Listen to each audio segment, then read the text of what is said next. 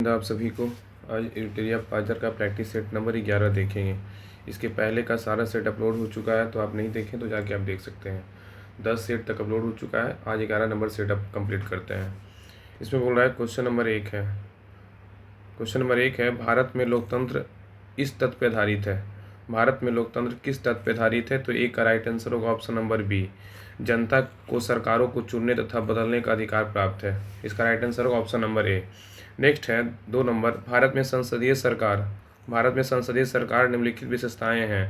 भारत में संसदीय सरकार की निम्नलिखित विशेषताएं क्या है? तो 2 का राइट आंसर होगा ऑप्शन नंबर डी, केवल 2 है।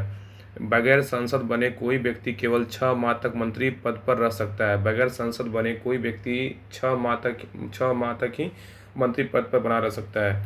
क्वेश्चन नंबर 3 है, बोल रहा है कि मूल अधिकारों से असंगत या उनकी अल्पीकरण करने वाली विधियों को संविधान के किस अनुच्छेद के अंतर्गत शून्य घोषित किया जाता है? मूल अधिकारों से असंगत या उनकी अल्पीकरण करने वाली विधियों को संविधान के किस अनुच्छेद के अंतर्गत शून्य घोषित किया जाता है? तो 3 का राइट आंसर होगा ऑप्शन नंबर ए, अनुच्छेद 13 के तहत। नेक्स्ट है, भारत के संविधान में अंतर्राष्ट्रीय शांति और सुरक्षा की अभिवृद्धि निम्नलिखित में से कहाँ से उल्लेखित है? भारत के संविधान में अंतर्राष्ट्रीय शांति और सुरक्षा की अभिवृद्धि निम्नलिखित में से कहाँ से उल्लेखित है? तो 4 का राइट आंसर होगा ऑप्शन नंबर सी। संविधान की राज्य के नीति निर्देशक तत्व में है। तो भारत के संविधान में अंतर्राष्ट्रीय शांति और सुरक्षा की अभिवृद्धि निम्नलिखित में से कहाँ से उल्लेखित है? तो संविधान के राज्य की नीति निर्देशक तत्व में है। नेक्स्ट है, पृथ्वी सम्मेलन कहाँ आयोजित किया गया था? पृथ्वी सम्मेलन कहाँ आयोजित किया गया था? तो 5 का राइट आंसर होगा option number B, Rio de Janeiro में किया गया था। नेक्स्ट है, किस महाद्वीप को मानव जाति का जन्म स्थल माना जाता है? किस महाद्वीप को मानव जाति का जन्म स्थल मानते हैं? तो 6 का राइट आंसर होगा ऑप्शन नंबर डी, अफ्रीका को मानते हैं। नेक्स्ट है, प्रमुख पर्वत एवं उनके सर्वोच्च बिंदु का सही मिलान कौन नहीं है?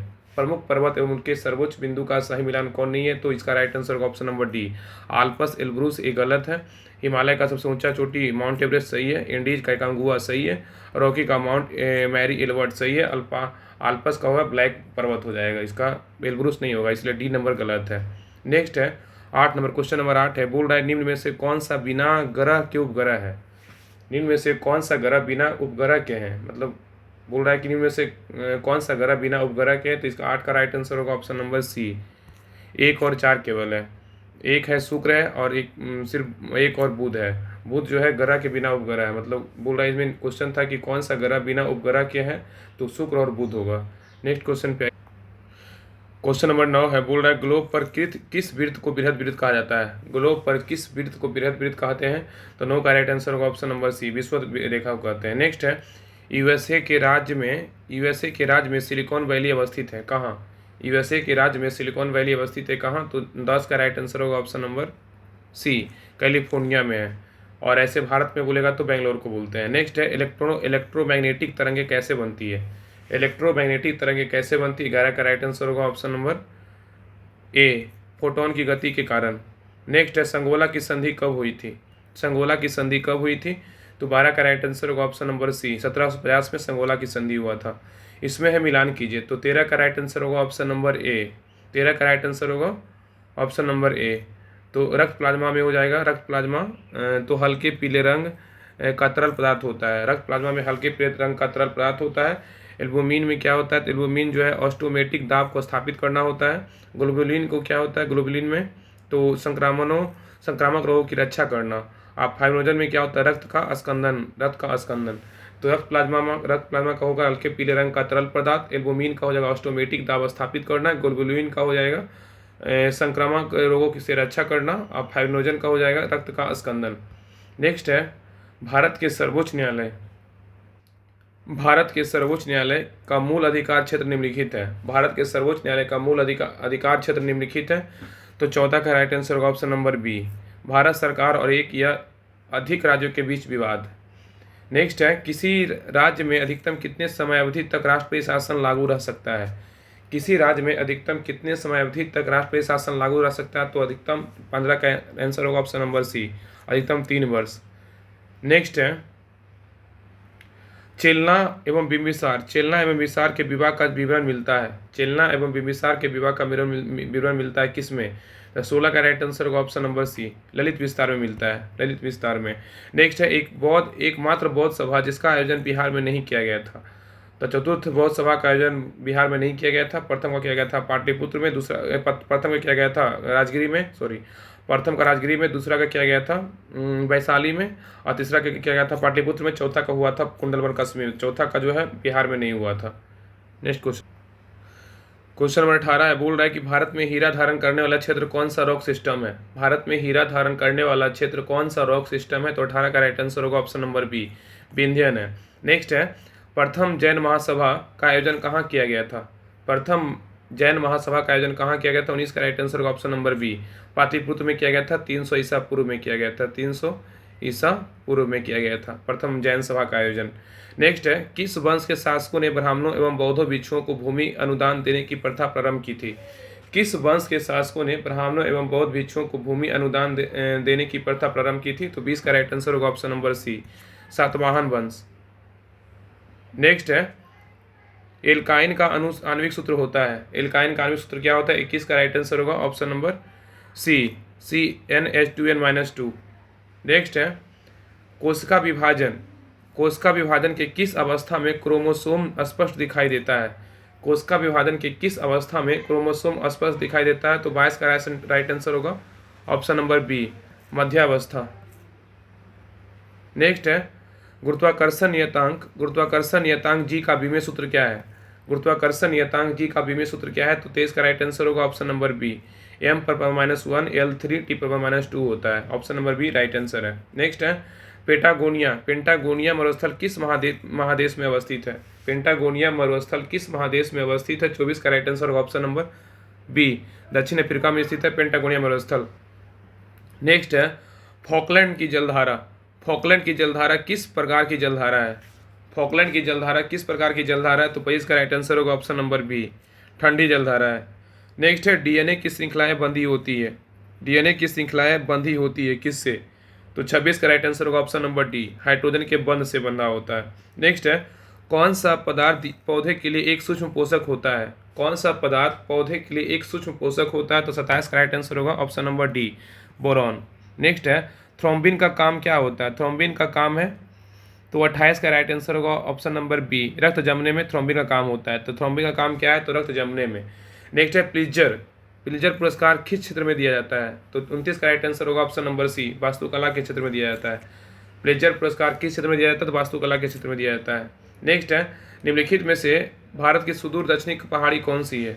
निम्नलिखित में से भारत की सुदूर दक्षिणी पहाड़ी कौन सी है? तो 30 का राइट आंसर होगा ऑप्शन नंबर बी, कार्डमम पहाड़ी है।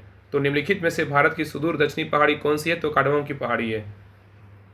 क्वेश्चन नंबर है 31, बोल रहा है किस संविधान संशोधन अधिनियम द्वारा यह प्रावधान किया गया है कि राष्ट्रपति राष्ट्रीय आपातकाल की घोषणा केवल मंत्रिमंडल की लिखित सिफारिश से प्राप्त होने पर ही कर सकता है? किस संविधान संशोधन के द्वारा? इसका राइट आंसर होगा ऑप्शन नंबर बी, 44वां संविधान संशोधन 1978 के द्वारा किया गया था, 1978 के द्वारा। नेक्स्ट है, नाबार्ड की स्थापना किस समिति की संस्तुति पे हुआ था? नाबार्ड की स्थापना किस समिति की संस्तुति पे हुआ था? तो 32 का राइट आंसर होगा ऑप्शन नंबर ए, शिवरमन समिति की सिफारिश पे नाबार्ड का स्थापना हुआ था, 12 जुलाई 1982 को स्थापना हुआ था। इसका किस पंचवर्षीय योजना में हुआ था? छठी पंचवर्षीय योजना में नाबार्ड का स्थापना हुआ था। नेक्स्ट है, इसमें मिलान कीजिए, 33 का इसमें मिलान कीजिए। तो इसमें है सूची 1 सूची 2 को मिलाना है। कीट दिया हुआ, संचालित रोग दिया हुआ, किससे मतलब कौन सा रोग होता है? तो इस 33 का राइट आंसर होगा option number B, option number B इसका राइट आंसर है। तो मालू मक्खी से कालाजार होता है, मालू मक्खी से कालाजार होता है, मादा क्यूलेक्स से फाइलेरिया होता है, मादा क्यूलेक्स से फाइलेरिया होता है, घरेलू मक्खी से हैजा होता है, और मादा एनाफ्लिस से मलेरिया होता है। तो मालू मक्खी का कालाजार, मादा क्यूलेक्स का फाइलेरिया, घरेलू मक्खी का हो जाएगा हैजा, मादा एनाफ्लिस से क्या होता है? मलेरिया होता है। नेक्स्ट क्वेश्चन है, किस वायसराय के कार्यकाल के दौरान श्वेत विद्रोह हुआ था? किस वायसराय के कार्यकाल के दौरान श्वेत विद्रोह हुआ था? तो 34 का राइट आंसर होगा option number B, Lord Ripon. Next है, कांग्रेस नेताओं द्वारा मॉन्टेग्यू चेम्सफोर्ड रिपोर्ट की निंदा करने पे कई नरमपंथियों ने पार्टी छोड़कर निम्न में से किस पार्टी की गठन किया था? कांग्रेस नेताओं द्वारा मोंटेग्यू चेम्सफोर्ड रिपोर्ट की निंदा करने पर कई नरमपंथियों ने पार्टी छोड़कर निम्न में से कौन सी पार्टी का गठन किया था? तो 35 का राइट आंसर होगा option number C, Indian National Liberal as Federation का स्थापना किया था। नेक्स्ट है, निम्नलिखित में से किसने वर्नाकुलर प्रेस एक्ट निरस्त किया था? निम्नलिखित में से किसने वर्नाकुलर प्रेस एक्ट निरस्त किया था? तो 36 का राइट आंसर होगा option number B, Lord Ripon किया था। नेक्स्ट है रामोसी आंदोलन। रामोसी आंदोलन भारत के किस भाग में हुआ था? रामोसी आंदोलन भारत के किस भाग में हुआ था? 37 का राइट आंसर होगा ऑप्शन नंबर डी, पश्चिमी तट पर हुआ था। नेक्स्ट है रॉलेट एक्ट पर विचार के लिए कांग्रेस का विशेष अधिवेशन बुलाया गया, इसके अध्यक्ष कौन थे? तो 38 का राइट आंसर होगा ऑप्शन नंबर डी, हसन इमाम थे। रॉलेट एक्ट पर विचार के लिए कांग्रेस का विशेष अधिवेशन बुलाया गया, इसके अध्यक्ष कौन थे? हसन इमाम थे। नेक्स्ट है 39 नंबर, तैमूर लंग का आक्रमण भारत पर कब हुआ था? तैमूर लंग का आक्रमण भारत पर कब हुआ था? 39 का राइट आंसर होगा ऑप्शन नंबर सी, 1398 ईस्वी में हुआ था। नेक्स्ट क्वेश्चन नंबर 40 है, बोल रहा हड़प्पा सभ्यता के किस स्थल से घोड़े की मृण मूर्तियां मिली है? हड़प्पा सभ्यता के किस स्थल से घोड़े की मृण मूर्तियां मिली है? तो 40 का राइट आंसर होगा ऑप्शन नंबर बी, रंगपुर से मिला है। नेक्स्ट है वैदिक काल में सोम देवता को किससे संबंधित माना जाता है? वैदिक काल में सोम देवता को किससे संबंधित माना जाता है? तो 41 का राइट आंसर होगा ऑप्शन नंबर सी, बृहस्पति का देवता। नेक्स्ट है जैन धर्म के तीसरे तीर्थंकर थे। जैन धर्म के तीसरे तीर्थंकर कौन थे? 42 का राइट आंसर होगा ऑप्शन नंबर डी, संभवनाथ थे तीसरे तीर्थंकर थे। नेक्स्ट है किस सुल्तान के काल में खालसा भूमि अधिक पैमाने पर विकसित हुआ था? किस सुल्तान के काल में खालसा भूमि अधिक पैमाने पर विकसित हुआ था? तो 43 का राइट आंसर होगा option number B, Alauddin Khilji. Next है तबकात ए नासरी के लेखक कौन थे? तबकात ए नासरी के लेखक कौन थे? 44 का राइट आंसर होगा ऑप्शन नंबर सी, मिन्हास उस सिराज लेखक है। तबकात ए नासरी के लेखक कौन है? मिन्हास उस सिराज। नेक्स्ट है हीमोसाइटोमीटर का प्रयोग किसके लिए किया जाता है? हीमोसाइटोमीटर का प्रयोग किसके लिए किया जाता है? तो 45 का राइट आंसर होगा ऑप्शन नंबर सी, रक्त कोशिकाओं की गिनती के लिए हीमोसाइटोमीटर का प्रयोग करते हैं। रक्त की कोशिकाओं की गिनती के लिए हीमोसाइटोमीटर का प्रयोग करते हैं। नेक्स्ट है 46 नंबर, एक डायनेमो जिसे बिजली उत्पन्न करने के लिए जाना जाता है वास्तव में क्या कार्य करता है? एक डायनेमो जिसे बिजली उत्पन्न करने के लिए जाना जाता है वास्तव में क्या कार्य करता है? 46 का राइट आंसर होगा ऑप्शन नंबर सी, ऊर्जा का कन्वर्टर। नेक्स्ट है यदि 100 वाट के बल्ब प्रतिदिन 10 घंटे जलाया जाए तो प्रत्येक दिन कितने यूनिट विद्युत ऊर्जा व्यय होगी?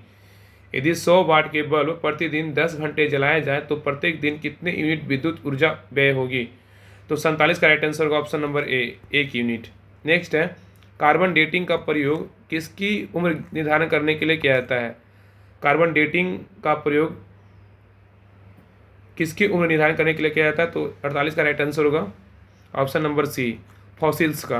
नेक्स्ट है क्रय शक्ति क्षमता के आधार पर निम्न में से किस देश की अर्थव्यवस्था का विश्व में पहला स्थान है?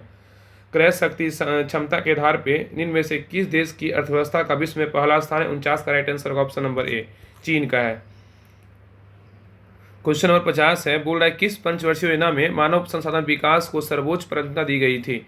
किस पंचवर्षीय योजना में मानव संसाधन के विकास को सर्वोच्च प्राथमिकता दी गई थी? तो 50 का राइट आंसर होगा ऑप्शन नंबर सी, 8वीं पंचवर्षीय योजना में दिया गया था। अब है स्मरणीय तथ्य पे देखते हैं। बोल रहा है इसमें है कि चोल वंश का संस्थापक कौन थे? चोल वंश का संस्थापक विजयालय थे। चोल वंश का संस्थापक कौन था? तो विजयालय। चोल वंश की राजधानी कहाँ थी? तंजावुर राजधानी थी। इस वंश के मतलब चोल वंश के शासक राजराज प्रथम ने पहली बार श्रीलंका पे आक्रमण किया था। नेक्स्ट है इस साम्राज्य मतलब चोल साम्राज्य के सर्वाधिक विस्तार राजेंद्र प्रथम के शासनकाल में हुआ था। चोल साम्राज्य का सर्वाधिक विस्तार राजेंद्र प्रथम के शासनकाल में हुआ था। नेक्स्ट है राजेंद्र प्रथम ने गंगईकोंड चोलपुरम की उपाधि धारण किया था। तो राजेंद्र प्रथम ने गंगईकोंड चोल की उपाधि धारण किया था। नेक्स्ट है स्थानीय स्वशासन जो है चोल वंश की प्रमुख विशेषता थी। स्थानीय स्वशासन चोल वंश की प्रमुख विशेषता थी। प्रसिद्ध नटराज मूर्ति जो है चोल वंश से संबंधित था, इसी वंश से संबंधित था। नेक्स्ट है राष्ट्रकूट वंश के संस्थापक कौन थे? दंतीदुर्ग। राष्ट्रकूट वंश के संस्थापक कौन थे? दंतीदुर्ग। और राष्ट्रकूट वंश की राजधानी कहाँ थी? तो मानखेड़ थी।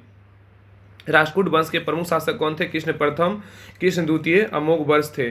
तो राष्ट्रकूट वंश के मतलब वंश के प्रमुख जो शासक थे कृष्ण प्रथम, कृष्ण द्वितीय, अमोघ वर्ष थे। एलोरा के प्रसिद्ध कैलाश मंदिर का निर्माण कृष्ण प्रथम ने करवाया था। एलोरा के प्रसिद्ध कैलाश मंदिर का निर्माण कृष्ण प्रथम ने करवाया था। त्रिपक्षीय संघर्ष में राष्ट्रकूट वंश के शासक ध्रुव ने कन्नौज पर अधिकार करने हेतु पाल वंश तथा प्रतिहार वंश के शासकों को पराजित किया था। तो बोल रहा है कि त्रिपक्षीय संघर्ष में राष्ट्रकूट वंश के शासक कौन थे? ध्रुव ने कन्नौज पर अधिकार करने हेतु पाल वंश तथा प्रतिहार वंश के शासकों को पराजित किया था। प्रसिद्ध कन्नड़ पुस्तक कविराज मार्ग की रचना अमोघ वर्ष ने किया था। प्रसिद्ध कन्नड़ पुस्तक अविराज मार्ग की रचना अमोघ वर्ष ने किया था। नेक्स्ट है, पाल वंश का संस्थापक कौन है? गोपाल। पाल वंश का संस्थापक कौन है? गोपाल। पाल वंश की राजधानी कहाँ थी? मुंगेर, बिहार में थी। प्रसिद्ध उदनपुरी विश्वविद्यालय की स्थापना गोपाल ने किया था। पाल वंश के शासक देवपाल ने उदनपुरी में बौद्ध मठ का निर्माण करवाया था। पाल वंश के जो शासक था देवपाल, उदनपुरी में बौद्ध मठ का निर्माण करवाया था।